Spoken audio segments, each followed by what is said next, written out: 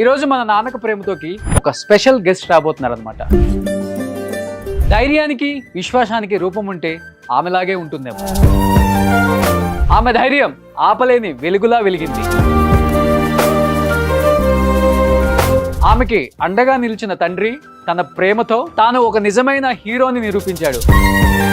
అలాంటి ఒక హీరోనే మన నాన్నక ప్రేమతో షోకి రాబోతున్నారు. ఫస్ట్ ఏం చెప్తావు నాన్నగారు ఫర్ ద ఫస్ట్ టైం నాన్నక ప్రేమతో షోలో? మా నాన్నకంటూ ఆయన కోల్పోయిన పేరు ఏదైతే ఉందో దానికి 10 ఇచ్చానని మాత్రం గర్వపడతాను.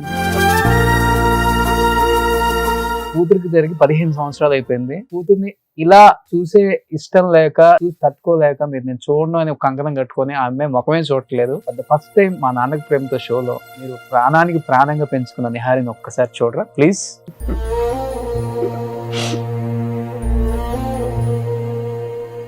ఇదే దీని మూలకనే నేను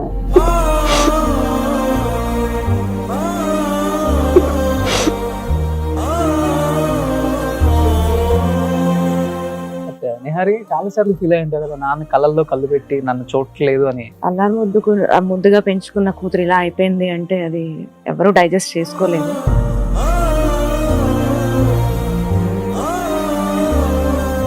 అటెంప్ట్ చేసేటప్పుడు ఒక్కసారి నాన్న మైండ్ లో తెచ్చుకున్నాం. అసలు కిరోసిన్ పోసుకున్న తర్వాత మా మధ్యన ఆల్మోస్ట్ 1.5 hour కన్వర్సేషన్ జరిగింది. తల్లిదండ్రులుగా మాట్లాడుతున్నారు తప్ప నన్ను ఒక కూతురుగా అసలు తనకున్న ప్రాబ్లం కి వదిలేసే అబ్బాయిని అన్న ధైర్యం నాకు ఇవ్వట్లేదు.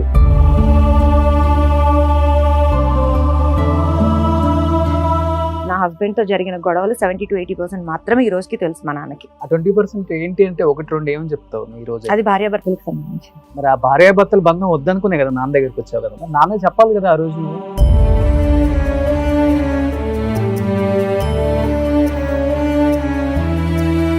ఇప్పుడు నేను సింగిల్ గా ఉంటున్నాను ఆల్మోస్ట్ 15 years నుంచి. నేను ఇప్పుడు సేఫ్ గా ఉన్నానని మీరు అనుకుంటున్నారా? ఏదో ఒకటి ఉంటుంది అంటే నాలాంటి అమ్మాయిని ఇలా అంటున్నారు అంటే ఒకవేళ మ్యారేజ్ అయ్యి హస్బెండ్ వదిలేసిన ఆడపిల్ల అంటే సొసైటీలో ఇంకెంత చిన్న చూపు ఉంటుంది. దానికి భయపడ్డాను.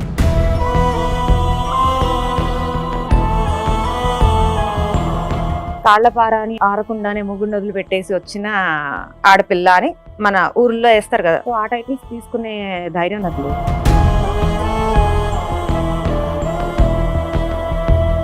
సంపాదించినంతా కూడా పాప హెల్త్ గురించి అప్పుడు పెట్టేశారు కదా. 13 లక్షలు పోయాను ఒక సంవత్సరం.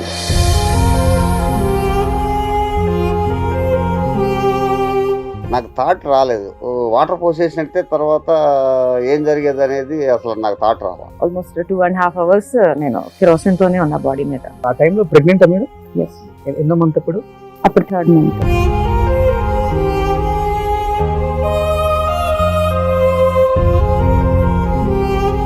నిప్పు మీ మీద ఉన్నప్పుడు ఏం భరిస్తున్నారు, ఒక పక్క ఆలోచిస్తున్నారు, ఒక పక్క కడుపులో బిడ్డ, ఏం చెప్తారు? ఒక చిన్న టాస్క్ మీకు. సో ఒకసారి క్యాండిల్ అండ్ మ్యాచ్ బాక్స్ ఒకసారి తెప్పించండి.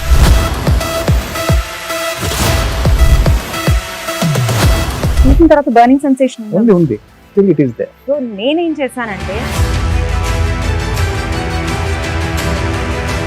పవన్ కళ్యాణ్ గారిని కూడా కలిసారు కదా, ఎస్. ఏం చెప్పారు పవన్ గారు? నేను మీ పేరు టాటూ వేయించుకున్నా అని చెప్తాను.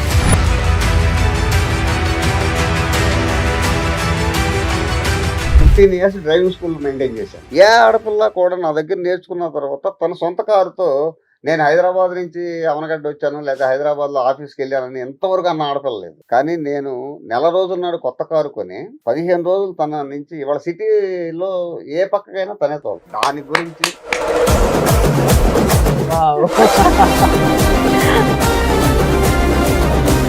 ఈ రోజు నాన్నక ప్రేమతో షోలో నిహారికి మేము ఒక మంచి గిఫ్ట్ ఇవ్వాలనుకుంటున్నాం. అక్కడ ఒకసారి వాళ్ళ బ్రదర్ తో ఒక పిక్ ఉంది, అది ఒకసారి డిస్ప్లే చేయి. ఈ పోజ్ ఇస్తే లామినేషన్ చేసి మీ ఇంటికి వస్తుంది అంకల్ నాన్నక ప్రేమతో షోలో.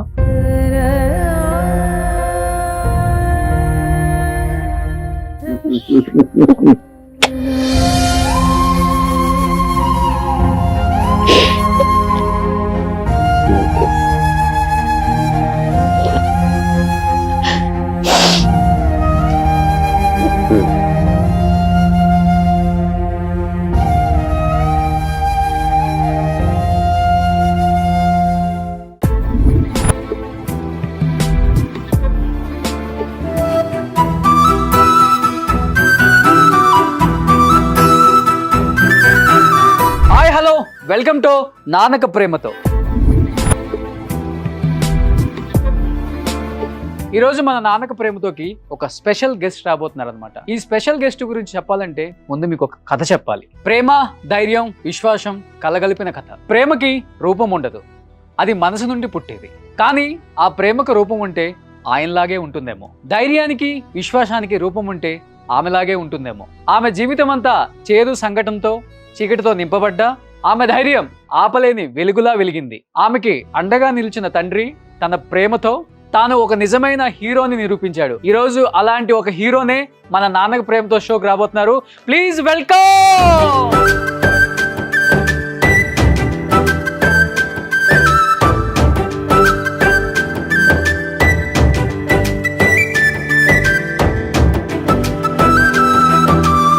First of all thank you uncle, thank you so much.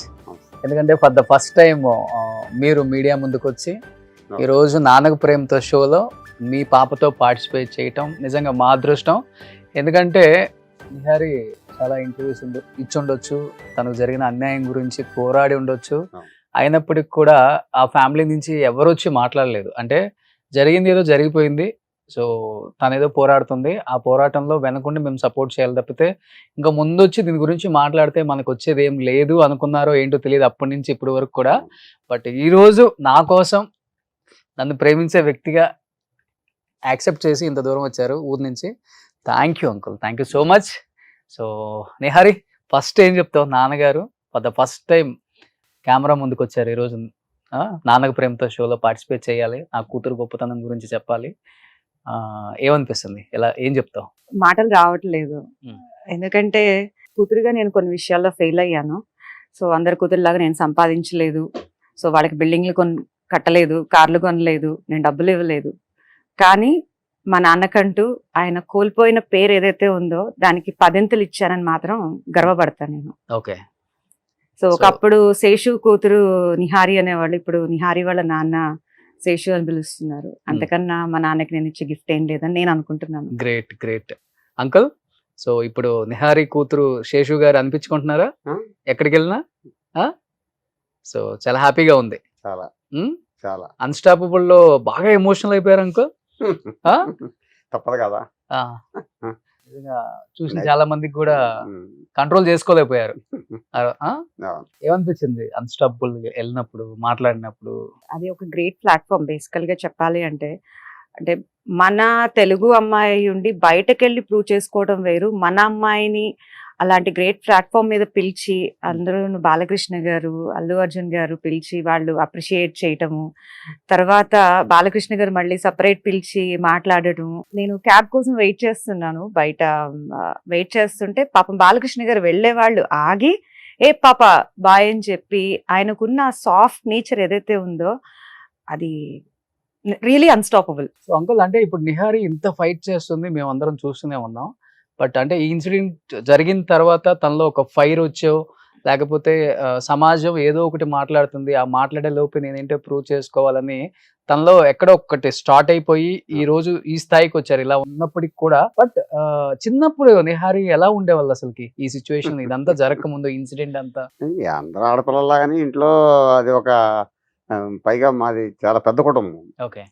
తను బాగా లైక్ చేసేవాళ్ళు, వాళ్ళ నానమ్మ కానీ వాళ్ళ మేనత్త కానీ వాళ్ళందరూ కూడా. తన లైఫ్ హ్యాపీగానే జరిగింది చైల్డ్హుడ్ అంతా కూడా. ఇంకా తర్వాత మాకున్న ఫ్యామిలీ ప్రాబ్లమ్స్ అవనివ్వండి, లేకపోతే సర్కమ్స్టాన్సెస్, వీటి పరిస్థితుల్లో కొంత ఇబ్బందులు పడిన మాటలు వాస్తవమేను. దాని తర్వాత మ్యారేజ్ చేయటం, సరే ఇప్పుడు నాకు కొద్దిగా మ్యారేజ్ చేద్దాంలే, ఒక బాధ్యత తీరుతుంది కదా, 20 years వచ్చినాయి కదా అని చెప్పి అన్న ఉద్దేశంతో మ్యారేజ్ ప్రపోజల్ చేసి మ్యారేజ్ చేశాను. మ్యారేజ్ చేసిన తర్వాత అక్కడ సిచ్యువేషన్స్ మనకి యాక్చువల్గా తెలియదు. ఇప్పుడు మామూలుగా పలానా మనిషి అని అంటే బయట ఎలా ఉంటుందంటే మంచోడు, దాని గురించి ఇబ్బంది ఏం లేదు, మంచి కుటుంబం అని అంటారు. కానీ ఇన్సైడ్ మనిషిని మనం క్యాలిక్యులేట్ చేయలేము. అవును అవును అవును. అయితే ఏంటంటే అక్కడ ఉన్న పరిస్థితులు అవ్వచ్చు, లేకపోతే వాళ్ళ ఏదన్నా అవ్వచ్చు, దాన్ని మనం బయటకు అనేది రాదు. అది చూడటానికి మాత్రం వైట్ వాళ్ళలాగా అందరం అలా కనపడతాం. కానీ సమయం సందర్భం వచ్చినప్పుడు అసలోడు బయటకు వస్తాడు. వాడు రాక్షసుడు అవ్వచ్చు, లేకపోతే ఇంకా మంచివాడు అవ్వచ్చు, ఇంకా ఏదన్నా దానికి ఏదైనా పేరు పెట్టవచ్చు. సరే ఆ పరిస్థితుల్లో తను అక్కడ పరిస్థితులను బట్టి ఉండలేక పుట్టింటికి వచ్చింది. వచ్చిన తర్వాత నాకు ఇలా జరుగుతుంది అలా జరుగుతుందని అంటే సరే పెద్దవాళ్ళంగా ఉన్నాం కాబట్టి మాట్లాడదాంలే అమ్మా అని అనుకోవటం. తర్వాత మరి ఇప్పుడంతా కూడా ఫోన్ టెక్నాలజీ అంతా వచ్చేసింది కదా. మరి ఫోన్లో వాళ్ళు ఏమన్నా మాట్లాడుకున్నారో కిసులాడుకున్నారో ఏం తెలియదు. సరే ఇట్లా సూసైడ్ అటెంప్ట్ చేసింది. చేసిన తర్వాత నేనేం చేశానంటే గవర్నమెంట్ హాస్పిటల్కి తీసుకెళ్తే బతికించరు అనేది ఒక నాకు తెలిసినంత వరకు. ఎందుకంటే వాళ్ళు ట్రీట్మెంట్ చేయరు. ఎందుకంటే వాళ్ళ దగ్గర సరైన ఎక్విప్మెంట్ ఉందా లేదా అనేది మనకు తెలియదు. మనం 10 రూపాయలు పెట్టి ట్యాబ్లెట్ కొనుక్కురావడం లేకపోతే వాళ్ళు చెప్పిన ఇంజెక్షన్ తీసుకురావడానికో అక్కడ అవైలబిలిటీ ఉండదు. ఇప్పుడున్న పరిస్థితుల్లో ఇంకా కొద్దిగా టెక్నాలజీ పెరిగి మీలాంటి వాళ్ళు షూట్ చేసి ఇక్కడ అది లేదు, ఇక్కడ ఈ అవసరం లేదు, లేకపోతే అక్కడ బాగుండలేదని కొద్దిగా ఫోకస్ అయిన తర్వాత సిస్టమ్ మారింది. ఇటువరకు మరీ శాంతం 15 ఏళ్ల క్రితం అంటే హాస్పిటల్స్ అన్ని ఎంత మురిగ్గా ఉండాలో ఎలా ఉండాలో అలా ఉండేవి. అందుకని నేను చేశానంటే ఏమైనా సరే బతికించాలన్న ఉద్దేశంతో ప్రైవేట్ హాస్పిటల్కి తీసుకు ఒక తండ్రిగా కూతురు మీద చాలా ప్రేమ ఉంటుంది కదా, అది తప్పదు కదా, న్యాచురల్. దాన్ని బట్టి ప్రైవేట్ హాస్పిటల్కి తీసుకెళ్తే వాళ్ళు కూడా ఇంకా ట్రీట్మెంట్ మొదలుపెట్టిన తర్వాత ఏమన్నా 40,000 అయినాయి, 30,000 అయినాయి, లేకపోతే 5,000 అయినాయి, 10,000 అయినాయి అంటే తీసుకొచ్చి పెట్టడమే సరిపోతుంది. ఒక రోజున ఒక వారం రోజులు పోయిన తర్వాత మా ఫ్రెండ్ వాళ్ళ అబ్బాయి డిఎం డాక్టర్ ఆయన వచ్చి చూసి బయటకు వచ్చి నా దగ్గర ఏం అనలేక ఇంటికి వెళ్ళిపోయి వాళ్ళ ఫాదర్తో చెప్పాడంట, నాన్న అంకుల్ విపరీతం ఖర్చు పెట్టేస్తున్నాడు, ఖర్చు పెట్టిన తర్వాత బయటకు వస్తుంది బతికి, తర్వాత ఏం చేసుకుంటాడు అమ్మాయిని, కాసి ఖర్చు తగ్గించమని చెప్పండి అని కూడా డైరెక్ట్గా చెప్పాడంట, నాతో చెప్పలేక. ఆయన నాకు ఫోన్ చేశాడు, చేసి ఏంటి పిల్లడు గొడవ చేసేస్తున్నాడు, నువ్వు మరి నీ ఆలోచన ఎట్లా ఉందో ఏంటో అని కూడా నన్ను ప్రశ్నించడం జరిగింది. జరిగితే ఇప్పుడు చచ్చిపోవాలని ఎవరో కోరుకోరు, చంపేయాలని కోరుకోము.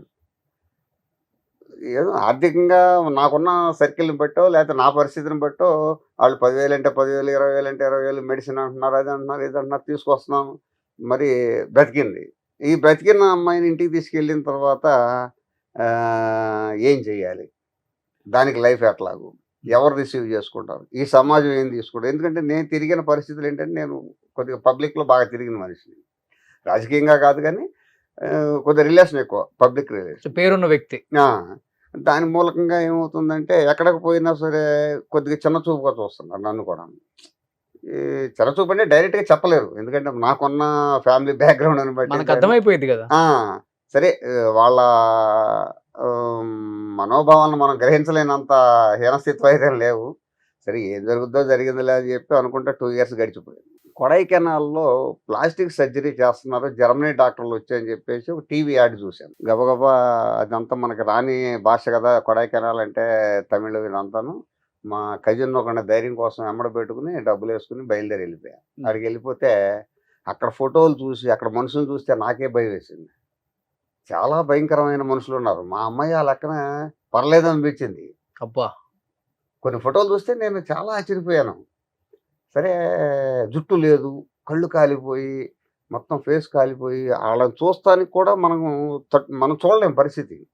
అలాంటి పరిస్థితి ఫోటోలు కానీ అక్కడ ఉన్న వాళ్ళని చూసిన తర్వాత అక్కడ ఉండగానే విజయవాడ నుంచి మా అన్నయ్య ఫోన్ చేశాడు, అరే ఇక్కడ విజయవాడలో ఏదో ప్లాస్టిక్ సర్జరీస్ వస్తున్నారంట జర్మనీ నుంచి, ఒకసారి ఇక్కడ కన్సల్ట్ అవ్వకపోయారండి. 10,000, 12,000, 13,000 ఖర్చు పెట్టి అక్కడ పరిగెత్తాము, వెంబడే తెల్లారిపాటికి ఇక్కడ వచ్చిందని చెప్పి ఇక్కడ పరిగెత్తుకొస్తే ఇక్కడ ఆపరేషన్ చేస్తామండి అంటే తీసుకెళ్ళిన తర్వాత ఆపరేషన్ చేశారు. కొంత సక్సెస్ అయ్యి, అంటే మనకు తెలియదు ఏ పార్టీకి ఏం చేశారో, లేకపోతే తోలు తీసేశారో, లేకపోతే ఆపరేషన్ కుట్టేశారో, లేకపోతే ఏం చేశారో మనకు తెలియదు కదా. సరే 4-5 రోజులు అట్టి పెట్టడం, ఇంటికి తీసుకెళ్తాం.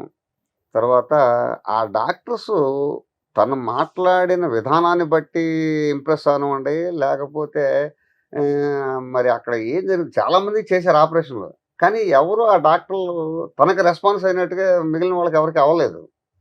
అప్పుడు వాళ్ళు డాక్టర్స్ ఫోన్ చేయటం మొదలు పెడుతున్నారు ఇంటికి. ఉమ్, ఉమ్, ఏమండి ఎలా ఉందండి? ఏంటండి? అదండి ఇదని. ఏమో డాక్టర్సు అయిపోయింది. ఆపరేషన్ అయిపోయింది. ఇక బతుకుద్దా? బతకదా? మనకెందుకు ఆ పేషెంట్ గురించి అనే కాన్సెప్ట్ తీసుకురాకుండా ఏదో అప్పుడప్పుడు టచ్ చేయటం మొదలుపెట్టారు. ఉమ్, అట్లా మేము ఆ డాక్టర్ గారికి కొద్దిగా దగ్గర అవ్వటం మొదలుపెట్టాం. ఎళ్లి చూపించుకురావటం. వాడేదో చెప్పటం, మెడిసిన్స్ ఇవ్వటం. లేకపోతే ఇంకో సిట్టింగ్ అయితే ఇది చేస్తాం, అది చేస్తాం అనేది కొంత అవగాహన వచ్చింది మాకును. ఆ తర్వాత తనకి ఆపరేషన్ చేసిన జర్మనీ డాక్టర్సు ఒక రోజున మీ ఇంటికి వస్తామండి అని కవర్ చేశారు. ఉమ్. ఒక 6 నెలల తర్వాత వాళ్ళు మళ్ళీ జర్మనీ నుంచి ఇండియా వచ్చారు. ఓకే. ఇండియా వచ్చిన తర్వాత డైరెక్ట్‌గా పులిగడ్డ మా ఇంటికి వస్తా ఉన్నారు. మేము ఫారిన్ డాక్టర్లు ఏంటి మన ఇంటికి రావడం ఏంటి? అసలు ఈలోపు ఏం జరుగుతుంది ఏంటి అనేది కూడా అంత బాగా అవగాహన కూడా లేదు మాకు. సరే వచ్చారు. వాళ్ళేదో డాక్యుమెంటరీ తీసుకున్నారు అని చెప్పేసి తను చెప్పింది. డాక్యుమెంటరీ తీసుకున్నారన్న తర్వాత సరే జరిగిపోతున్నాయి మనం కంటితో చూస్తా ఉన్నాము. సమాధానం చెప్పేవాళ్ళకి చెప్తున్నాము. ఆ రోజున చాలామంది వచ్చారు. ఫారినర్స్ వస్తున్నారంట వాళ్ళ ఇంటికి డాక్టర్స్ అనేటప్పటికి నా ఫ్రెండ్ సర్కిల్ అని ఆళ్ళని వీళ్ళని చాలామంది వచ్చారు. తర్వాత మాకు తెలిసి ఒక అమ్మాయి అప్పుడు వాళ్ళ డాక్టర్లు ఏం చేశారంటే జర్మనీ ఇన్వైట్ చేశారు పాపని 2012. ఆళ్ళు ఆపరేషన్ చేశారు. తర్వాత 6 నెలలకు ఆళ్ళు వచ్చారు. సంవత్సరం లోపే తనకి జర్మనీ ఇన్విటేషన్ వచ్చింది. ఈలోపు పాస్‌పోర్ట్ ఏర్పాటు చేశా. పాస్‌పోర్ట్ ఏర్పాటు చేసి ఇక్కడే ఫ్లైట్ ఎక్కించాను. వెళ్ళిపోయింది. అక్కడ 38 డేస్ ఎంతో ఉన్నది. తర్వాత ఇండియా వచ్చిన తర్వాత అప్పుడు తను అక్కడ దిగిన ఫోటోలు గానీ ఇవన్నీ కూడా ఒకటి జనంలోకి స్ప్రెడ్ అవుతున్నాయి. ఏంటి కాలిపోయిన అమ్మాయి ఏంటి? జర్మనీ వెళ్ళటం ఏంటి? మేము ఇంతంత ఖర్చు పెట్టి చదువుకున్నాము లేదా డబ్బులు ఉన్నవాళ్ళం అమెరికా వెళ్ళాలంటే ఇబ్బంది పడిపోతున్నాం. మమ్మల్ని ఎవడు పిలవట్లేదే అనే కాన్సెప్ట్‌లో ఉండిపోయారు. ఎందుకంటే మా చెవులకి వినపడతా ఉంటాయి కదా! ఒక్కొక్కళ్ళు అనుకునే మాట. సరే ఒక ఘట్టమైంది. Germany, Italy తిరిగొచ్చింది. నేను కూడా బయటికి గొప్పగా చెప్తున్నా. జర్మనీ ఎళ్ళొచ్చింది నా కూతురు. ఇటలీ ఎళ్ళొచ్చింది. దాని రూపం చూడకుండా వాళ్ళు ఇన్వైట్ చేశారు. ఎళ్ళొచ్చింది. అది కురూపిదైనా సరే దేశాలు తిరుగుతుందని చెప్పి మనం కూడా జబ్బలు చరుచుకుండా ఉమ్, జనంలో చెప్పడం మొదలుపెట్టాం. ఉమ్, తర్వాత నిదానంగా ఉమ్, తను గాడ్ గిఫ్ట్. ఒక రకంగా చెప్పాలంటే మేము సపోర్ట్ లేము. మేము పల్లెటూరులో ఉంటున్నాము. ఎప్పుడో 100 కోటికో ఇక్కడేదో తోడబుట్టినోళ్ళని వాళ్ళని వీళ్ళని ఉన్నారు కాబట్టి వస్తున్నాం, పోతున్నాం ఏదైనా అకేషన్ అయితే. ఏమ్మా అంటున్నాము, ఏదో చేసుకుంటుంది, స్టేజ్ మీద కనపడుతుంది, లేకపోతే ఎక్కడన్నా టీవీలో కనపడినప్పుడు మనకు కూడా కొద్దిగా ఆనందం వస్తుంది. దాంతోపాటు కళ్ళనీళ్ళు వస్తున్నాయి. ఉమ్, ఏంటి ఈ విధంగానంటే కొంతమంది ఏమన్నారంటే, ఆ అమ్మాయిలో ఏదో శక్తి ఉంది. మీరు దాని గురించి వదిలిపెట్టేసేయండి. ఎప్పటికైనా సరే ఒక గొప్ప వ్యక్తిగా వస్తదని చెప్పి ఏమి చదువుకోనోళ్ళు ఆ పల్లెటూళ్ళలో తిరిగేవాళ్ళు అనేవాళ్ళు. ఉమ్, ఉమ్, ఉమ్, ఉమ్. ఏంటి మన జ్ఞానం మనకి అవగాహన లేని మాటలు కూడా ఈళ్ళెవరో మాట్లాడుతున్నారు. ఉమ్, ఉమ్. అలాంటి వాళ్ళు అన్నప్పుడు కూడా కొంత మనం హ్యాపీగానే ఫీల్ అయ్యాము. కానీ నేనెప్పుడూ కూడా దరిదాపుగా ఒక 10 ఇయర్స్ 8, 9, 10 ఇయర్స్ నేను అసలు ఫేస్ టు ఫేస్ నా కూతురు మొఖం చూడలేదు ఎప్పుడూను. ఎస్, నేను కూడా విన్నాను అంకుల్ ఈ మాట. చూడలేదు. ఎందుకంటే కూతుర్ని గారాబంగా పెంచి గుండెల మీద పెంచుకొని ఆడపిల్లని ఎంత ఇష్టంగా పెంచుకుంటారో ఒక తండ్రి అందరికీ తెలిసిన విషయమే. సో అలాంటి కూతురికి అలా జరిగిన తర్వాత ఇంతవరకు కూతురు ముఖం డైరెక్ట్ గా చూడలేదు. ఎక్కడన్నా ఫంక్షన్ లో కనపడ్డా గానీ జనరల్ గా అంతా నేను ఇప్పుడు మీరు కిందకి నా రూమ్ లో కూర్చున్న దగ్గర నుంచి ఇక్కడికి వచ్చిన దాకా కూడా అబ్జర్వ్ చేశాను. మీరు అలా పక్కన ఉన్నారనే గానీ తనకెళ్ళి ఇంతవరకు చూడలేదు. అంకుల్ ఈ రోజు ఈ షోలో నాన్నకు ప్రేమతో కాబట్టి మీరు నా మీద ప్రేమతో వచ్చారు. కూతురికి జరిగి 15 సంవత్సరాలు అయిపోయింది. కూతుర్ని ఇలా చూసే ఇష్టం లేక చూసి తట్టుకోలేక మీరు నేను చూడను అని ఒక కంకణం కట్టుకొని ఆ అమ్మాయి ముఖమే చూడట్లేదు. ఫర్ ద ఫస్ట్ టైం మా నాన్నకు ప్రేమతో షోలో మీరు ప్రాణానికి ప్రాణంగా పెంచుకున్న నిహారిని ఒక్కసారి చూడరా ప్లీజ్.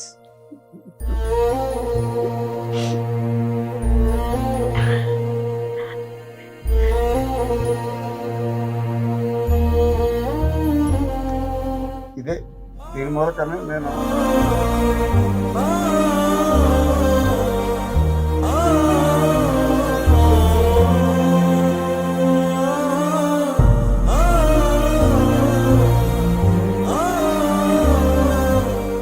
నిహారి నువ్వు నాన్ని రెగ్యులర్ గా చూస్తూ ఉంటావు ఎప్పుడైనా కలిసినప్పుడు. Yeah. చాలా సార్లు ఫీల్ అయి ఉంటావు కదా, నాన్న కళ్ళల్లో కళ్ళు పెట్టి నన్ను చూడట్లేదు అని. ఎన్నిసార్లు బాధపడి ఉంటావు? 100%. Huh? నేను ఆడపిల్లని, నేను ఒక కూతుర్ని. నాకు బాధ వచ్చినప్పుడు మా నాన్న దగ్గరకు తీసుకోవాలి, కళ్ళంట నీళ్లు తుడవాలి, నేనున్నానన్న ధైర్యం చెప్పాలి అని ఎప్పుడూ అనుకుంటాను. కానీ నేను వాళ్ళని తప్పు పట్టను. అల్లారు ముద్దుగా పెంచుకున్న కూతురు ఇలా అయిపోయింది అంటే అది ఎవరూ డైజెస్ట్ చేసుకోలేరు. సో వాళ్ళు అదే సిచ్యువేషన్లో ఉన్నారనుకుంటా. సో ఏదున్నా నాలో నేను బాధపడతాను తప్ప, ఏదైనా కోపం వస్తే ఒక మాట మాట్లాడతాను తప్ప నేను వాళ్ళని ఎప్పుడు ఇబ్బంది పెట్టాను. ఈరోజుకి అనుకుంటాను అలా నా భుజం మీద చెయ్యేసి నేను ఉన్నానని ఒక్క ధైర్యం, ఒక్క మాట చెప్తే బాగుంటుంది కదా అంటే ఈరోజు చెప్తారు నాన్న. కానీ ఆయన బ్లెస్సింగ్స్ ఎప్పుడూ ఉంటాయి. కానీ మా ఇద్దరికి ఆ ఫిజికల్ బాండింగ్ అన్నది ఉండదు అనమాట. అదొక్కటే జరిగిన దగ్గర ఇది జరిగినప్పటి నుంచి. నాన్న ఎప్పుడు మిమ్మల్ని పట్టుకోలేదా? ఎప్పుడైనా నేనే అలా పట్టుకుంటా ఉంటే ఆయన కొంచెం ఇబ్బంది పడుతూ ఉంటారు. ఆయనకు ఒక ఎమోషనల్ గా ఆయన డిస్టర్బ్ అవుతూ ఉంటారు. అంటే ఈ 15 సంవత్సరాల నుంచి పాపకు ఒక్క హగ్గు కూడా ఇవ్వలేదు? అమెరికా వెళ్తుంటే ఎయిర్పోర్ట్ లో ఒక్కసారి ఇచ్చారు. ఒకసారి మిమ్మల్ని ఒక్కసారి అలా చూసి ఆయన మళ్ళీ వెంటనే తిప్పేసుకున్నారు. ఆయన కంట్రోల్ చేసుకోలేకపోతున్నారు. జరిగి 15 సంవత్సరాలు అవుతుంది. కానీ ఇప్పటికీ నిన్నో మొన్నో జరిగినట్టుగానే ఆయన ఊహించుకున్నారు. అలానే ఆయన మాట్లాడుతున్నారు. ఆయన మాటలు చూస్తుంటేనే అర్థమవుతుంది. నిజంగా గ్రేట్ ఫాదర్ అంకుల్ మీరు.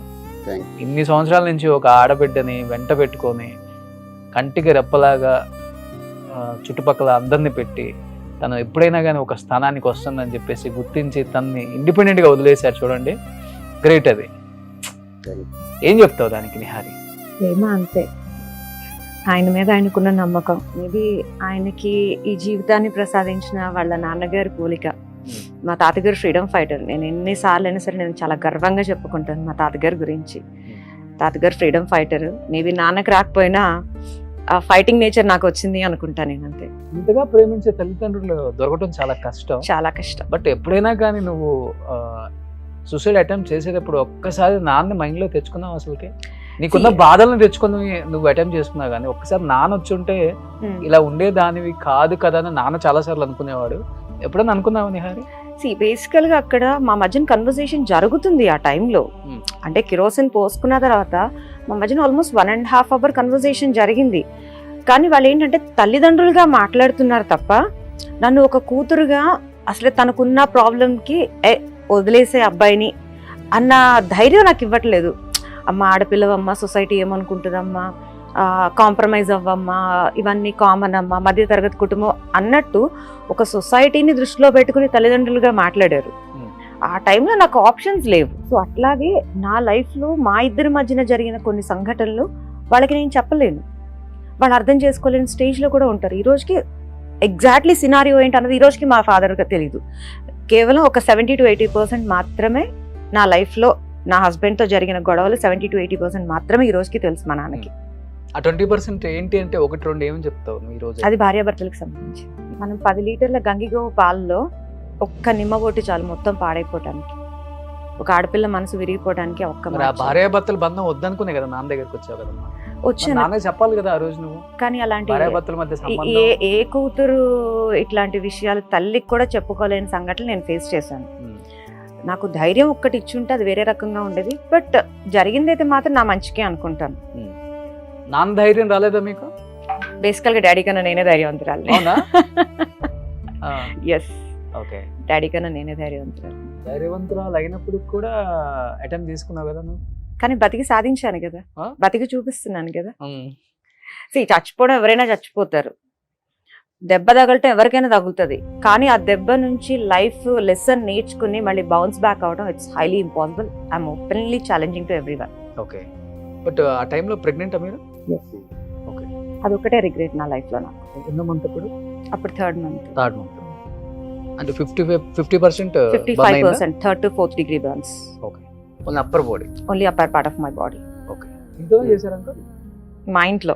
ఇంట్లోనే? ఇంట్లో ఎవరు లేరు? నేను నా మిస్సెస్ ఉంటాను. అయితే ఇంకా ఇవన్నీ చెప్పుకోలేములేండి. అంటే ఇంట్లో ఉండి తను సేవ్ చేసేలో అంత బర్న్ అయిపోయిందంటే అంటే తను పోసుకున్న తర్వాత అవి కాటన్ బట్టలు, నైట్ డ్రెస్.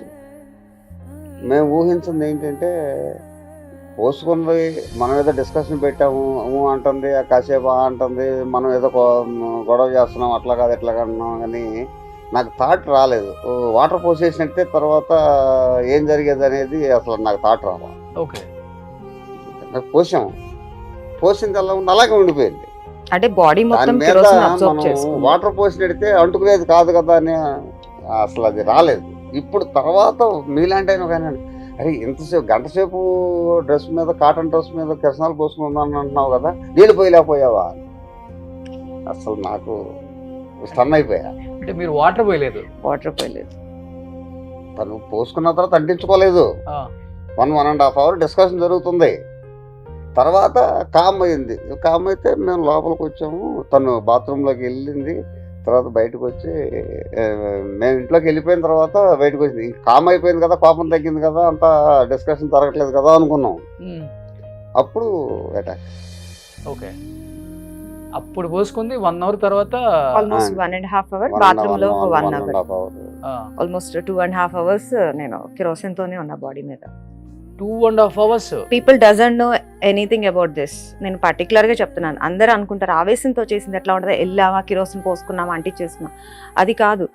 నేను ఫ్యూచర్లో వచ్చే సర్కమ్సెషన్స్ ఏంటది, అసలు నాకు నా ఫ్యూచర్ ఎట్లా ఉంటుంది, బేబీ ఎట్లా ఉంటుంది, ఒకవేళ అబ్బాయిని వదిలేసి వస్తే సొసైటీలో నేను ఎలాంటి ప్రాబ్లమ్స్ ఫేస్ చేయాలి, each and every pin point నేను ఆలోచించాను. ఓకే. సో ఈరోజు నేను క్వశ్చన్ అడుగుతున్నాను. ఈజీగా అనేస్తారు, హస్బెండ్ వదిలేసి వచ్చేస్తే అయిపోయేది కదా, నీ లైఫ్ స్పాయిల్ చేస్తున్నావు, బేబీ లైఫ్ అనవసరంగా నువ్వు ఒక అమ్మాయిని చంపేసావు కదా, ఒక బేబీని చంపేసావు కదా అంటున్నారు. ఇప్పుడు నేను సింగిల్గా ఉంటున్నాను ఆల్మోస్ట్ 15 years నుంచి. నేను ఇప్పుడు సేఫ్గా ఉన్నానని మీరు అనుకుంటున్నారా? సొసైటీ నుంచి నాకు ఎటువంటి ప్రాబ్లం లేకుండా నేను మంచిగా ఉన్నాను అని మీరు అనుకుంటున్నారా? ఏదో ఒకటి ఉంటుంది. 100% ఉంటుంది. definitely. అంటే నాలాంటి అమ్మాయిని ఇలా అంటున్నారు అంటే, ఒకవేళ మ్యారేజ్ అయ్యి హస్బెండ్ వదిలేసిన ఆడపిల్ల అంటే సొసైటీలో ఇంకెంత చిన్న చూపు ఉంటుంది. దానికి భయపడ్డాను. కాళ్ళపార అని ఆరకుండానే మొగుడిని వదిలి పెట్టేసి వచ్చిన ఆడపిల్ల అని మన ఊర్లో వేస్తారు కదా టైటిల్స్. సో ఆ టైటిల్స్ తీసుకునే ధైర్యం నాకు లేదు. బట్ ఒక్కసారి రికవరీ అయిన తర్వాత అనిపించిందా, డెఫినెట్ గా నేను సొసైటీలో నిలబడాలి, ఏది Yeah. ఏమైనా ఎవరు ఏమనుకున్నా నిలబడాలి అనే కాన్సెప్ట్ తో మొదలైంది కాబట్టి లైఫ్ ఇవాళ ఇంచుమించుగా ఎవరెస్ట్ శిఖరం అని చెప్పలేను కానీ రీచ్ అవుతుంది దాంట్లో. Great uncle. బట్ ఎంతమంది ఎన్ని మాటలు అంటారు మీ చుట్టుపక్కల వాళ్ళు, చాలా. 100%. రిలేటివ్స్? అసలు తను తిన్నదా తినలేదని కూడా మేము పట్టించుకోలేదండి. ఆ పరిస్థితిలో ఉండి బర్న్ అయిపోయినమ్మా హైదరాబాద్ వెళ్ళి నేను జాబ్ చేసుకుంటాను అని రోడ్డు ఎక్కేసిన తర్వాత మేము అసలు పట్టించుకోలేదు. మీరే పట్టించుకోలేదు? పట్టించుకోలేదంటే ఇప్పుడు నేను జాబ్ చేసుకుంటాను హైదరాబాద్ వచ్చింది, వెనకాల నేను రాలేను, నా స్తోమత కూడా చూసుకోవాలి. నేను ఫ్యామిలీ మార్చేసి హైదరాబాద్ వచ్చి 50 years ఓల్డ్లో నేనేం చేయాలి? అక్కడ నేను పల్లెటూరులో ఏం చేయకపోయినా నాకు ఫుడ్ వెళ్ళిపోతుంది. చాలా చిన్న ఏదో ఒకటి ఏజెంట్ గాను ఏదో ఒకటి నేను చేసే వృత్తి ఉంది. కానీ హైదరాబాద్ వస్తే 50 years ఓల్డ్లో నేను హైదరాబాద్ వచ్చి ఎలా పరిగెత్తాలి? అదే 20-25 years ఓల్డ్ అయితే పరిగెత్తాడు, వాడు 100 km స్పీడ్తో పోతాడు. లేదనంటే 80-90s వచ్చి మనల్ని వాళ్ళని తీసుకెళ్ళి బడ్డీ కొట్టు దగ్గరికి వెళ్ళి ఏదో చాక్లెట్ ఇప్పించే వయసు అయితే అన్న హైదరాబాద్ రావాలి. ఇది మిడిల్ ఏజ్. మిడిల్ ఏజ్లో నేను హైదరాబాద్ వచ్చి తనకు సపోర్ట్గా ఎలా ఉండగలను ఫ్యామిలీ? కాబట్టి తను ఎప్పటికప్పుడు రికవరీ అవుతుంది, అక్కడికి వెళ్తున్నాను, వాళ్ళు పరిచయం అయ్యారు, వీళ్ళు పరిచయం అయ్యారు అని మనకి ఇన్ఫర్మేషన్ ఉంటుంది. కాస్త జర్మనీ వెళ్ళి వచ్చిన తర్వాత ఎలాంటి ధైర్యం వచ్చిందో ఇంకా రోజు రోజుకి నాకు కూడా ఇక దాని గురించి మనం పెద్దగా పట్టించుకో అవసరం లేదు, బతికేస్తుంది ఇంకా బతికేస్తుంది. బట్ ఇనిషియల్ గా బాగా సపోర్ట్ చేసిందంటే ఎవరని చెప్తారు ఇలాంటి సిచ్యువేషన్ లో? Doctor Lakshmi Saleem madam great first doctor. గురువు అయితే చెప్పాను మాత్రం కదా, ఆవిడే. జర్మనీ డాక్టర్స్తో వాళ్ళ హాస్పిటల్లో ఆపరేషన్ చేయించి ఆమె పాపను చేరదీసి వాళ్ళ హాస్పిటల్లో ఎంప్లాయీగా పెట్టుకుని సోమాజిగూడలో తనకి మంచి లైఫ్. గ్రేట్. ఒకసారి మన నిహారి ఎలా ఉందో ఒకసారి చూద్దాం. బిఫోర్ కొన్ని ఫొటోస్ ఫ్యామిలీతో. నిహారి అమ్మగారు, మమ్మీ. అమ్మ పేరేంటి? ఊర్మిళ. ఊర్మిళ. సో అమ్మ ధైర్యం మీకు ఎక్కువ? కొంతవరకు మొండితనం. అమ్మది మొండితనం. అమ్మది మొండితనం. తమ్ముడా? తమ్ముడు ఏం చేస్తున్నారు ఇప్పుడు? బీటెక్ సెకండ్ ఇయర్ చదువుతున్నాడు. ఓకే. సో తమ్ముడు చాలా చిన్నోడు చాలా చిన్నోడు. జరిగినప్పుడు, Yes. కానీ ఆ ప్రేమ ఎక్కువ ఉంటుంది అక్క మీద. ఎంత చాలా. సపోర్ట్ చేసేవాడు మీకు అప్పుడు? అంటే వాడి నా ధైర్యం. ఇప్పుడు నేను జనరల్ గా ఏం చెప్తారు, మా అమ్మ ధైర్యం, మా అమ్మ నాన్న ధైర్యం అంటారు కదా, నేను నా తమ్ముడు నా ధైర్యం అని చెప్తాను అంతే. ఇంకా imagine ఎందుకంటే చేసుకో. వాడు తనకి అంత దగ్గర అయ్యాడు, మేము దూరంగా ఉన్నాం. ఉమ్, దూరంగా ఉన్నామని ఎందుకు చెప్తున్నానంటే నేను నలుగురు తినడానికి సంపాదించాలి. నేను గవర్నమెంట్ ఎంప్లాయీని కాదు, వేరే విధంగా చూసుకుంటే ప్రాపర్టీస్ ఉన్న మనిషిని కాదు. రోజు రోడ్డు ఎక్కితే కానీ నేను సాయంత్రానికి ఒక 100, 400, 300 తీసుకొచ్చి ఇంటి దగ్గర ఇస్తే కానీ నాకు ఫ్యామిలీ గడవదు. ఓకే. ఆ పరిస్థితుల్లో నేను హైదరాబాద్ వచ్చిన పిల్లని ఎమ్మటేసుకోవాలా, ఊర్లో చిన్నపిల్లడు అయ్యుండి వాడయ్యుండి వాడి భవిష్యత్తు చూడాలా. ఈ 2 క్యాలిక్యులేషన్లో తను ధైర్యంగా ముందెళ్తుంది కాబట్టి నేను కొద్దిగా వెనకడుగు వేయొచ్చు అనే కాన్సెప్ట్ నాకు వచ్చింది. తను ధైర్యంగా ముందుకు పోతుంది, నా సపోర్ట్ ఎంతవరకు అనేది కూడా నేను క్యాలిక్యులేషన్ చేసుకున్నాను. ఓకే. మరి అదే తమ్ముడు అనేవాడు లేకుండా తను ఒకటే ఉంటే ఆ రోజుల పరిస్థితి ఎట్లా ఉండేదో. అవును. బట్ అప్పటికి అంత అంటే స్తోమత లేకపోయినా గానీ ఆమెకి ఎంత ఒక 15 లక్షల దాకా ఖర్చు పెట్టారు. మంచి సర్కిల్ ఉంది నాకు. తోడబుట్టిన వాళ్ళు ఉన్నారు 6గురు, వాళ్ళంతా మంచి పొజిషన్లోనే ఉన్నారు. పర్లేదు. ఇప్పుడు ఏమీ లేని టైంలో మీరు 10,000 ఇచ్చారంటే గొప్ప గొప్ప కదా. కదా. అవును. ₹1,00,000 ఇచ్చారంటే అలా 2,00,000 ఇచ్చాడు మా ఫ్రెండ్, ఆయన స్టేట్ బ్యాంక్ మేనేజర్. ఓకే. అలా నన్ను ఎవరు ఇడిచిపెట్టలేదు. ఒక ఆయన అయితే నేను ఎవరికో ఒక ఆయనకి చిన్న అమౌంట్ బాకీ ఉన్నా, ఇది హాస్పిటల్లో ఉండగా ఆయన వచ్చాడు. సుబ్బారావు, నేను ఓ 10 రోజులు అయిన తర్వాత నీకు ఇవ్వాల్సిన డబ్బులు ఇస్తానంటే, ఏం చేసి ఆ మాట అన్నావు, నన్ను వెళ్ళిపోమన్నా, నేను పిల్లని చూడటానికి వస్తే నేను డబ్బుల గురించి మాట్లాడుతున్నావు నువ్వు అని చెప్పి బాధపడ్డాడు. మరి అలాంటి వ్యక్తుల్ని నేను ఇలాంటి స్టేజ్ మీద గుర్తు తెచ్చుకోవాలి. లెఫ్ట్ రైట్ 2 ఫ్రెండ్స్ ఉన్నారు. ఫణికుమార్ అని స్టేట్ బ్యాంక్ మేనేజర్. అట్లాగే 46 ఇయర్స్ నుంచి మేము 2 ఫ్రెండ్స్ ఉన్నాం. ఆయన జనరల్గా లారీ ఆపరేటరు ప్లస్ ఫైనాన్స్. ఏమున్నా లేకపోయినా లెఫ్ట్ రైట్ 2 హ్యాండ్స్ అంతే. నేను వాళ్ళిద్దరి కోసం ఏదైనా చేయగలను, నా కోసం వాళ్ళు ఏదైనా చేయగలరు. వాళ్ళ పేర్లు చెప్తుంటేనే కళ్ళమ్మ నీళ్ళు వచ్చేస్తున్నాయి. నాకన్నా వాళ్ళే ఎక్కువ. నాకు కాల్ రాదు కానీ వాళ్ళిద్దరికి మార్నింగ్ కాల్ వెళ్ళిపోతుంది. రోజు 365 డేస్ కాల్ ఉంటుంది. 365 డేస్ 8:30 దాటితే ఏంటి కాల్ రాలేదనుకుంటాడు ఒక ఆయన. ఒక ఆయన సాయంత్రానికి మనం 5-6 సార్లు మాట్లాడుకున్నాం, ఒకసారి కలిసి కాఫీ తాగాం కదా, అయితే వాళ్ళకి పొద్దు వెళ్ళిపోయినట్టు. ఎంత పని అన్నా, అన్నం తినేవాడిని కూడా వాళ్ళ దగ్గర నుంచి కాల్ వస్తే ఇంకా నేను అన్నం విడిచిపెట్టి వెళ్ళిపోతాను అంతే. పాప టైంలో అంత హెల్ప్ చేశారా?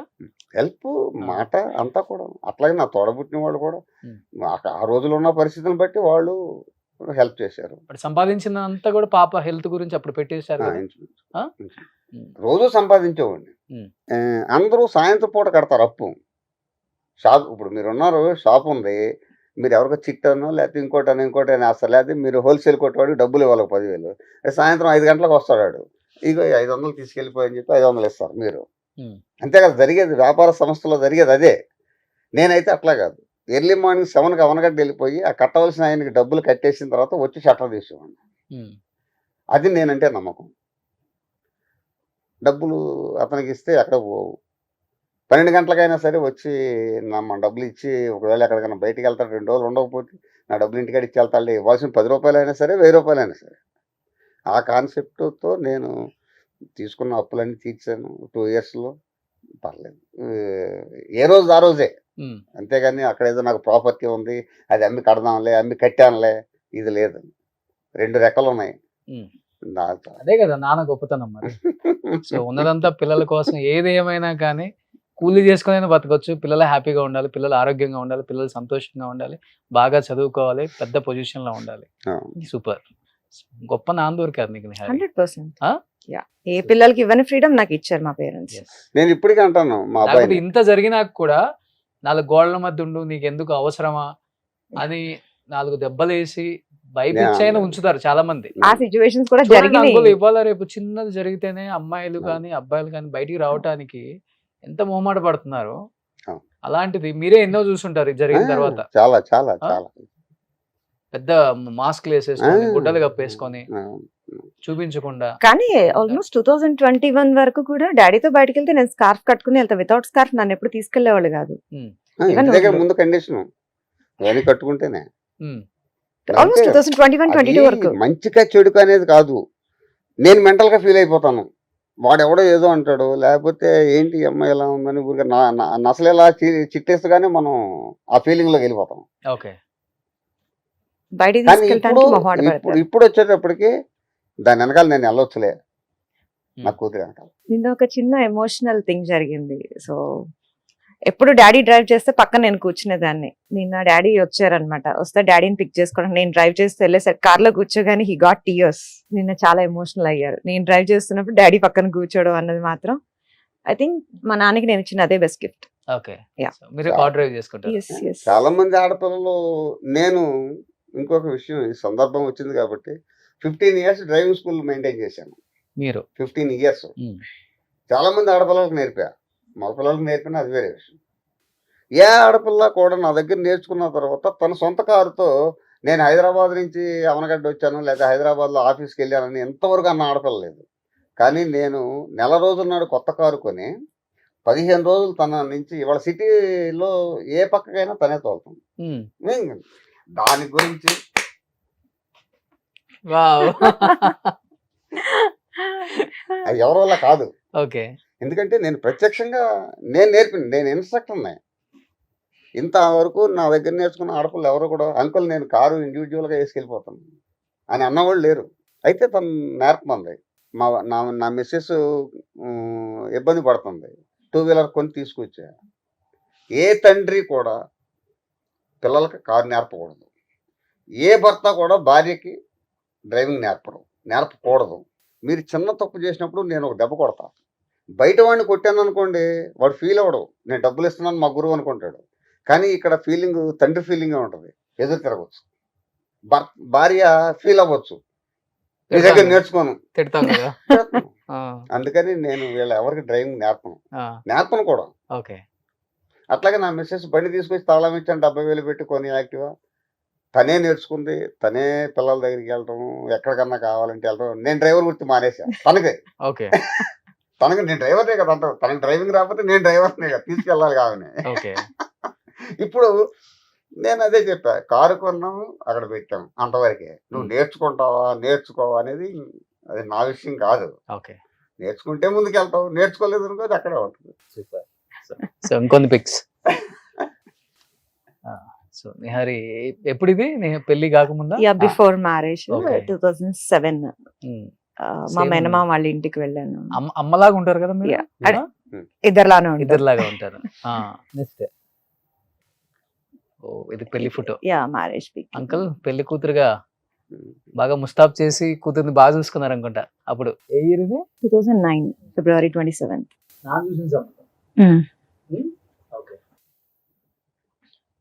That was my last pic. Incident అయ్యే ముందు తీసుకున్న పిక్ అది. మీ తమ్ముడు అది చాలా అందంగా ఉంటుంది కదా. నెక్స్ట్ తమ్ముడు. ఓకే. ఎక్కువ ధైర్యం నాన్నకన్నా తమ్ముడే ఎక్కువ ఇచ్చాడు అనుకుంటా.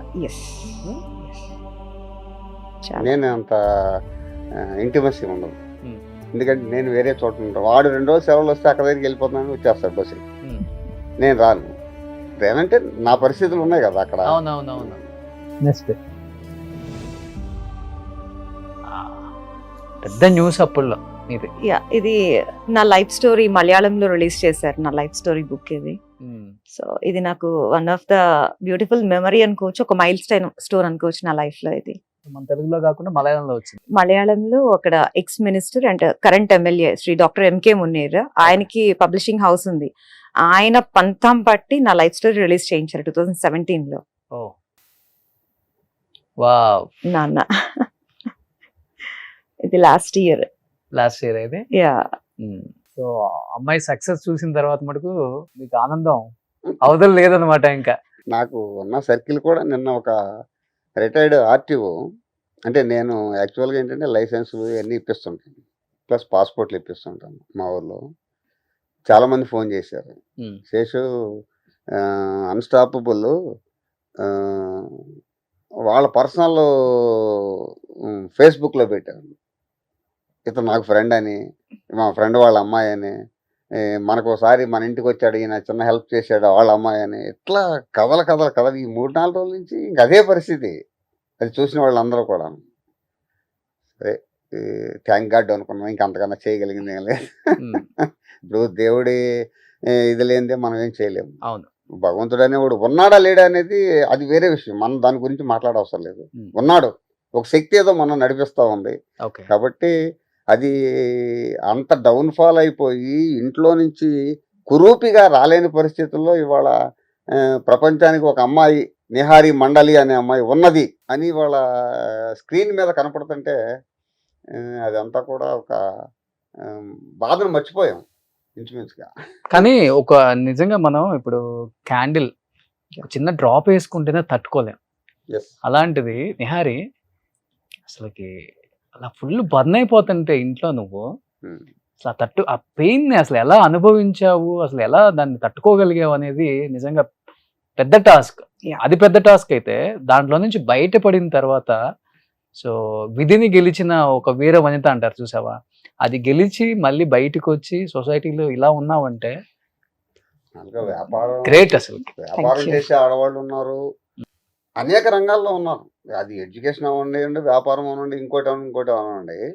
కానీ ఇలా ఒక బర్న్ అయిన విక్టిమ్ బయటకు వచ్చి ధైర్యంగా నిలబడి ఈ సమాజంలో తనకంటూ ఒక ప్రత్యేక స్టేజ్ ఏర్పాటు చేసుకుని చూసారా, దానికి నేను హ్యాట్స్. సూపర్. మీరు అన్నారు పోసుకున్న తర్వాత డిస్కషన్ జరుగుతుంది ఇంట్లో, 2 hours తర్వాత నేను ఇంకా బర్న్ అయిపోయి ఇంకా అంటించుకోవాల్సి వచ్చింది నిప్పు అన్నారు. ఏంటి అసలు మీ అసలు నిప్పు అంటించుకున్న తర్వాత కూడా రకరకాలుగా ఆలోచిస్తాం కదా మనం, బతికితే ఒకలాగా బతకపోతే ఒకలాగా. ఇంకా ఆ టైంలో అది ఉండదు. లేదు, నేను ఆలోచించాను, తను ఆలోచించుంటది. నేను ఆలోచించాను. మీ ఫీలింగ్ ఏంటి అసలు ఆ టైంలో? మొత్తం నిప్పు మీ మీద ఉన్నప్పుడు బాడీ మీద అది ఆ పెయిన్ ని భరిస్తున్నారు, ఒక పక్క ఆలోచిస్తున్నారు, ఒక పక్క కడుపులో బిడ్డ. ఏం చెప్తారు దాని గురించి? దీని ముందు ఒక చిన్న టాస్క్ మీకు. సో ఒకసారి క్యాండిల్ అండ్ మ్యాచ్ బాక్స్ ఒకసారి తెప్పించండి. ఇప్పుడు మీరు నాతో మాట్లాడుతున్నారు కదా, సో మీ మైండ్ లో సమ్ థాట్స్ ఏవో ఉంటాయి, నేను అవేం అడగను. సో క్యాండిల్ డ్రాప్ వేసుకున్న తర్వాత మీ ఫీల్ ఏంటో చెప్పండి. ఒకసారి క్యాండిల్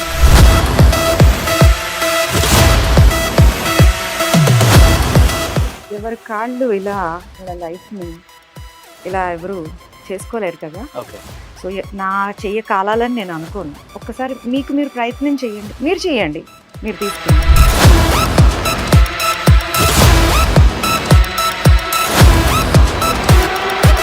ఎలా ఉంది? ఒక డ్రాప్ వేస్తే మనం ఆ పెయిన్ ని ఒక నిమిషం పాటు అనుకుంటాం మనం, కాలుతుందేమో వేసేటప్పుడే అనుకుంటాం. తీసారు, తీసిన తర్వాత బర్నింగ్ సెన్సేషన్ ఉంది, స్టిల్ ఇట్ ఈస్ దేర్. ఇంకొక 5 minutes ఉంటుంది అది. ఈ టైంలో మీరు రకరకాల ఆలోచనలు అనవసరంగా వేసుకోకుండా ఉండాల్సింది. బర్నింగ్ సెన్సేషన్ ఉంది. సో నేనేం చేశానంటే, కాలుతుంది, దానికి సొల్యూషన్ లేదు, ఐ నో దట్. సో ఇప్పుడు ఏంటి, ఆ పెయిన్ ని నేను ఫీల్ అవ్వాలి.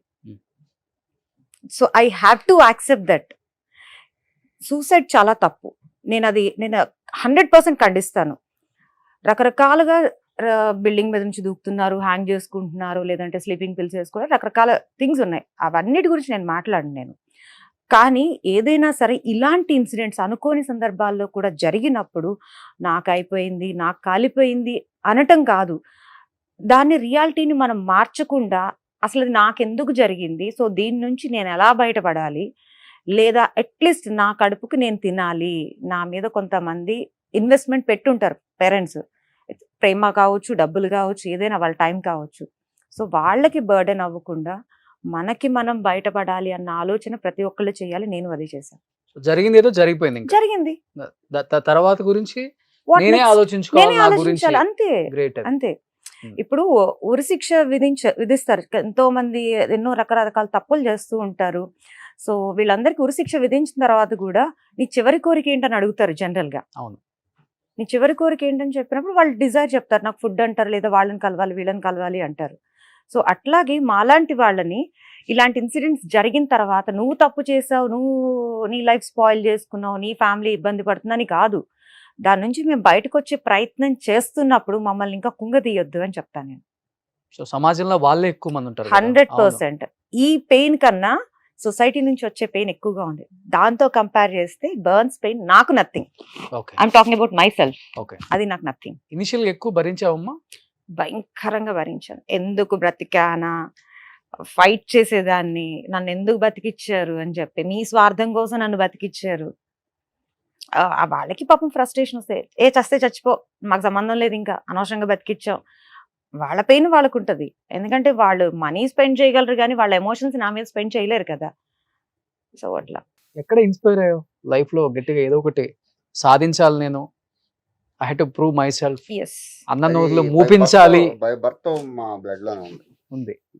కానీ అది ఆ మాట మాత్రం యుద్ధంలో గెలవడం అంటే శత్రువుని చంపటం కాదు, శత్రువుని ఓడించడం. ఆ డైలాగ్ మాత్రం నా లైఫ్ ని కంప్లీట్లీ చేంజ్ చేసింది.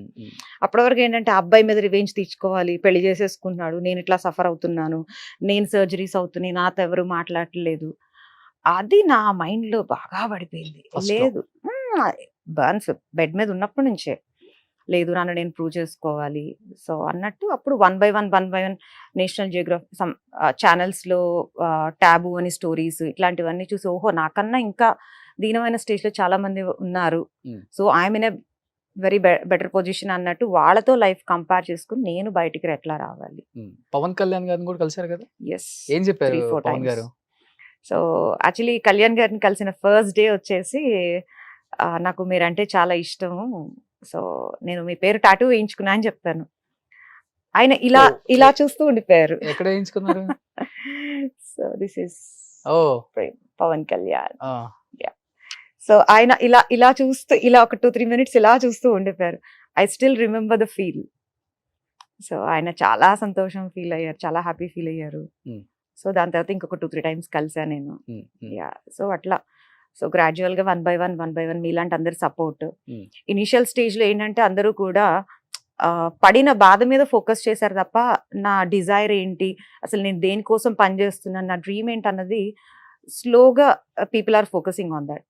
సో దాని తర్వాత మీ మీడియా సపోర్ట్ వచ్చిన తర్వాత మీడియా ద్వారా చాలా బాగా మీరు ఎస్ నెక్స్ట్ అదే లెవెల్ కారణం. Yes only because of media. Yeah, ఇప్పుడు మనం మాట్లాడుకుంటే ఈ 4 గదుల మధ్యలో 4-3 ఏదో మాట్లాడుకుంటాం, కానీ ఒక పర్సన్ వరల్డ్ వైడ్ నిన్న కెనడా నుంచి ఫోన్ వచ్చింది నాకు. బా అన్స్టాపుల్ అమ్మాయి చూశాను, నా పిల్లలందరికి చూపించాను. అట్లాగే నాకు చాలా కంట్రీస్ నుంచి ఫోన్ వచ్చింది. రిలేషన్ ఉన్నారు కదా, రిలేషన్ నాకు పబ్లిక్ రిలేషన్ ఎక్కువ. ఓకే ఇంచుమించుగా నేను పాస్పోర్ట్ ఇప్పించినప్పుడు ఎవరు కూడా విమానం ఎక్కడ లేడు, కొన్ని 100 మందికి ఇప్పించాను. ఓకే నేను ఎక్కలేదు అని అన్నవాడు నాకు తెలిసి ఎవరు లేరు. ఓకే నేను అప్పుడు అంటాను, అరే కాలిపోయి కురీపులాగా ఉన్న నా పిల్ల ఎక్కింది విమానం, మీరేంట్రా నా చెయ్యి హస్తవాసి, మీరు ఎప్పటికన్నా ఎక్కడికన్నా పోండి. ఓకే ఎన్ని దేశాల నుంచి ఫోన్ వచ్చిందో తెలుసు నాకు. నాకే అన్ని కాల్స్ రాలేదు, బేసికల్ గా డాడీకి అన్ని కాల్స్ చాలా వచ్చాయి. చాలా ఓకే కెనడా నుంచి ఫోన్ చేసి ఆయన అయితే చాలా, ఒక ఆయన అయితే యుఎస్ నుంచి, వాళ్ళందరూ పెద్దవాళ్ళు, వయసులో పెద్దవాళ్ళు. ఇంకా దాన్ని ఏ వర్డ్స్ తో చెప్తాం ఇవాళ, వాళ్ళు మాట్లాడిన మాటలు మన దగ్గర అలాంటి. సో ఇప్పుడు మీరు హ్యాపీగా ఉన్నారా Obviously. అంకుల్? 100%, 100% 100 కాదు 200, రిగ్రెట్ గా ఫీల్ అయ్యారు ఫస్ట్ లో? దానికి 300 అనుకోవచ్చు, అంతే. 400, 500, 1000 అనుకోండి. ఓ Infinity. చూడండి ఎంత బాగా నవ్వుతుంది నిహారి ఈ రోజు. I mean to be frank చెప్పాలంటే నాన్న ఇంతవరకు ఇంత ఓపెన్ గా ఈ 15 సంవత్సరాల్లో ఎప్పుడూ మాట్లాడలేదు. డాడీ నిన్న నైట్ వచ్చారు, నాన్న తింటావా అన్నాను, ఏమొద్దన్నారు, పాలు తాగారు, మార్నింగ్ బ్రేక్ఫాస్ట్ చేస్తావా, ఈ 3-4 మాటలే మా మధ్యన కన్వర్జేషన్ జరిగింది అంతే. అది ఎవరు నమ్మరు. ఒకటే ఇంట్లో ఉంటాం, తమ్ముడు నేను డాడీ అందరూ ఉంటాం, నేను ఎప్పుడు కానీ మాట్లాడను. ఎక్కువ ఓపెన్ గా ఏది మాట్లాడరు. తిన్నావా అంతే, ఏం తిన్నావని కూడా అడగరు, తిన్నావా ఓకే, హెల్త్ ఎలా ఉంది ఓకే అంతే. సో ఈ రోజు నాన్న ప్రేమతో షోలో నాన్న first time daddy open up అయ్యారు నా ఎంటైర్ లైఫ్ లోనే. సూపర్. ఎలా అనిపిస్తుంది ఇప్పుడు? చాలా హ్యాపీ ఉంది, కానీ కూతురుగా ఫెయిల్ అయ్యాను, అది ఒక్కటే బాధ. కూతురుగా ఫెయిల్ అవ్వలేదా? కొన్ని విషయాల్లో ఫెయిల్ అయ్యాను. 400% సక్సెస్ అయ్యాను. మేబీ అది నాకున్న కొన్ని పాయింట్స్ లో అందరి కూతురులాగా మా నాన్నని చూసుకోలేకపోతున్నాను, ఒక్కటే బాధ. వస్తుంది, టైం వస్తుంది, యా అన్నిటి టైం వస్తుంది. బట్ నాన్న ఇప్పుడు అలా ఫీల్ అవ్వట్లేదు. లేదు, తల్లిదండ్రులు పిల్లల దగ్గర నుంచి ఏం ఆశించరు, కానీ అది వాళ్ళ ప్రేమ ఒక్కటే ఆశిస్తారు, ప్యూర్ లవ్ ఉంటది, అక్కడ అదొక్కటే. ఏంటంటే సమాజంలో కొన్ని కుటుంబాలకి ఫైనాన్షియల్ మ్యాటర్ అవ్వచ్చు, లేకపోతే ఆర్థిక ఇబ్బందులు, ఏదన్నా అవ్వచ్చు, కానీ దాని మూలంగా కొంత ఎఫెక్షన్ తక్కువచ్చు, లేకపోతే ఈ ఇంట్లో 3-4 పిల్లలు ఉండి వాళ్ళ మధ్య ఏదో డిస్ప్యూట్ ఉండో, లేకపోతే ప్రాపర్టీ డిస్ప్యూట్ ఉండో, లేకపోతే బయట నుంచి వచ్చిన కోడళ్ళలో 2-3 అన్నదమ్ములు ఉంటే చిన్న చిన్న వాటికి ఏదో ఇది చేసుకోవటం, ఇవన్నీ కూడా ఏంటంటే వాటిని మనము సమాజంతో పాటు నడుస్తూ ఉంటుంది తప్ప అది మనం ఆపేది కాదు, ఆపలేము కూడాను. అది నేను బాగా నమ్ముతాను. ఉమ్. ఎవరి కుటుంబ పరిస్థితులు వాళ్ళకు ఉంటాయి. పెద్ద కుటుంబం ఇది, ఇటువరకు అన్ని పెద్ద కుటుంబాలే, ఇవాళ చిన్న కుటుంబాలు అయిపోయినాయి. ఎవరికెవరు ముగ్గురు కూర్చుంటే టేబుల్ ముందు మూడు ఫోన్లు వేసుకొని కూర్చుంటాం. ఓకే. ఇంకా నీ గురించి నేనేం మంచిగా మాట్లాడాలా, నువ్వు నా గురించి ఏం మాట్లాడాలి డెప్త్? ఉమ్. నీకేం బాధ ఉందని అడగటానికి ఏం లేదు. సెల్ ఉందా లేదా, సెల్ ఏంటి చూస్తున్నావు అని అన్నాం అనుకోండి, తండ్రి ఏదో వస్తుందని చెప్తారు, కాదని అనలేము. ఓకే. వాళ్ళు మనంతా అయిపోయారు కదా. ఓకే. అదే చిన్న చిన్న పిల్లలు అయితే ఓ దెబ్బ కొట్టగలం. ఉమ్. ఇవాళ ఆ చిన్నపిల్ల పెద్దవాళ్ళనన్నా మనం మాట్లాడించడానికి అవకాశం ఉంది, కానీ చిన్నపిల్లలు వాడు సెల్ ఎందుకు భోంచేయడు, మీరు ఏం చేస్తారు చెప్పండి? ఓకే. వాడు అన్నం తినాలి, సెల్ కావాలి. ఒక్క నిమిషం మీకు కోపం వచ్చినప్పుడే తీసి అవతల పెట్టగలరు. రోజు కూర్చోలేరుగా మీరు. వాడు భోజనం చేసినప్పుడల్లా మీ పని మీకు ఉంటుంది, మీరు బయటికి వెళ్ళిపోతారు, మీరు ఎంప్లాయో వ్యాపారస్తులు ఏదో ఉంటుంది. వాడిని ఎన్నిసార్లు కోపగించుకుంటారు, అవును. వాడికి ఎన్నిసార్లు కాపలా కూర్చుంటారు. వాడు తిన్నప్పుడల్లా మీరు సెల్ ఫోన్ తీసి పక్కన పెట్టగలరు. అంకుల్, ఈ రోజు నాన్నకు ప్రేమతో షోలో నిహారికి మేము ఒక మంచి గిఫ్ట్ ఇవ్వాలనుకుంటున్నాం. సో అక్కడ ఒకసారి వాళ్ళ బ్రదర్ తో ఒక పిక్ ఉంది, అది ఒకసారి డిస్ప్లే చేయి. సో ఈ ఫోజ్ ఇస్తే లామినేషన్ చేసి మీ ఇంటికి వస్తుంది అంకుల్, నాన్నకు ప్రేమతో షోలో. నేను తట్టుకోలేను. మీ కూతురు అంకుల్, మీ రక్తం అది. Nihari please. For the first time uncle 15 years తర్వాత నిహారిని కళ్ళలో కళ్ళు పెట్టి చూస్తూ కూతురికి ఇది ఒక మంచి గిఫ్ట్, మెమరబుల్ గిఫ్ట్ నిహారికి మేము ఇవ్వబోతున్నాం అనమాట. సో దీన్ని పెద్దది లామినేషన్ చేసి నిహారికి అంకుల్ కి గిఫ్ట్ గా పంపుతాం. Thank you so so much. ఇది పెయింట్ వేసి పంపుతాం. Uncle please.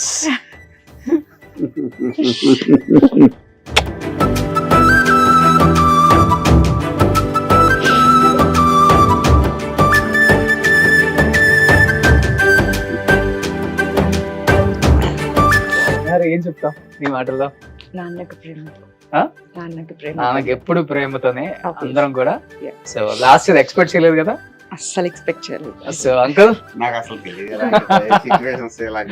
So thank you uncle, thank you so much. మంచి బిడ్డని కన్నారు. సో మంచి వాల్యూస్ తో పెంచారు. ఆ వాల్యూస్ తో పెంచారు కాబట్టి తనేంటో అని తను చూసుకోకుండా అద్దంలో తను చూసుకుంటే తన నిహారి ఏమో, కానీ బయట సమాజానికి తను ఒక సోషల్ సర్వీస్ చేసే ఒక గొప్ప అమ్మాయి, ఒక గొప్ప ఉమెన్. ఈ రోజు ఎంతో మందికి ఉమెన్ ఎంపవర్మెంట్ ద్వారా, తన స్పీచ్ల ద్వారా ఎంతో మంది ఎలాంటి పరిస్థితిలో ఉన్న వాళ్ళని కూడా బయటికి తీసుకొచ్చి మనం ఏంటో బతికి చూపిద్దాం సమాజానికి, చెప్పుతో కొట్టినట్టు చెప్తుంది. సో అలాంటి గొప్ప కూతుర్ని కన్నారు అంకుల్. నిజంగా thank you so much. Accept చేసి ఇంత దూరం వచ్చి నాన్నకు ప్రేమతో షోలో పార్టిసిపేట్ చేశారు. And first of all thank you, మీకు thank you. And Nihari, seriously thank you so much. Wish you good luck Nihari. As a brother గా ఎప్పుడు సపోర్ట్ ఉంటుంది మాది. Thank you so so single much. Call. Definitely. Thank you so much uncle. Suman టీవీలో మీ personal and business promotions కోసం కింది number కి contact చేయండి.